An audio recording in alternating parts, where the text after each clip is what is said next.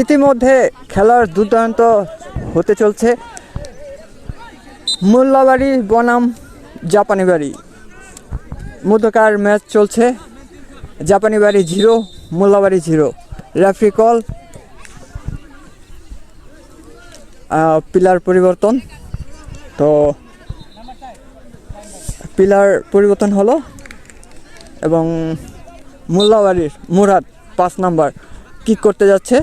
দেখা যাক কি হয়। এবং জাপানি বাড়ি, এটা কি হলো? মোল্লাবাড়ি এবং জাপানি বাড়ি দুজনে অ্যাটাকের উপরে চেষ্টা করছে। দেখা যাক কে কার আগে গোল দিতে পারে। জাপানি বাড়ি 0, মোল্লাবাড়ি 0। দেখা যাক, প্লেয়ারের মধ্যে হাড্ডাহাড্ডির লড়াই চলছে। ইতিমধ্যে 10 নাম্বার সিফাত অ্যাটাকের চেষ্টা করছে। এদিকে আছে মোল্লাবাড়ি ও জাপানি বাড়ির দল। রেফারি কল, হয়ে গেল থ্রো 500 রেখার বাইরে।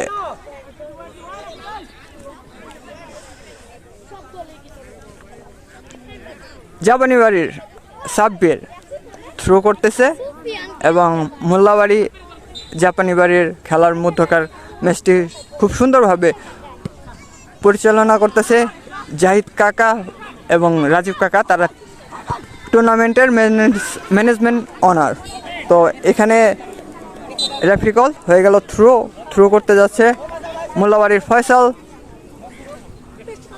এবং থ্রো ফয়সাল না, মোল্লাবাড়ির 5 নাম্বার মুরাদ করতে যাচ্ছে। রেফারির বাঁশি।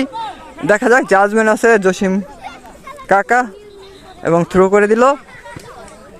দুই দলের হাড্ডাহাড্ডির লড়াই, খুব টান উত্তেজনা চলছে।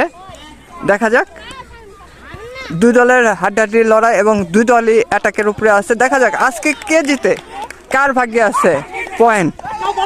এখন দুই দলেরই উপরে হাড্ডাহাড্ডির লড়াই।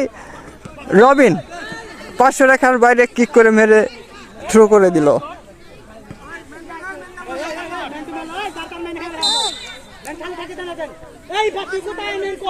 ফাহাদ থ্রো করলো এবং খুব ডেঞ্জার অবস্থায় আছে গোলবারের সামনে। দেখা যাক গোল হয় কি না। Referee call, throw.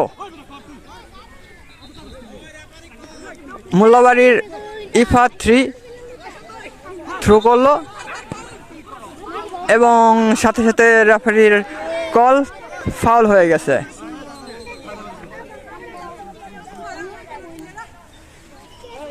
ইতিমধ্যে টান উত্তেজনা চলছে জাপানি বাড়ি বনাম মোল্লাবাড়ির।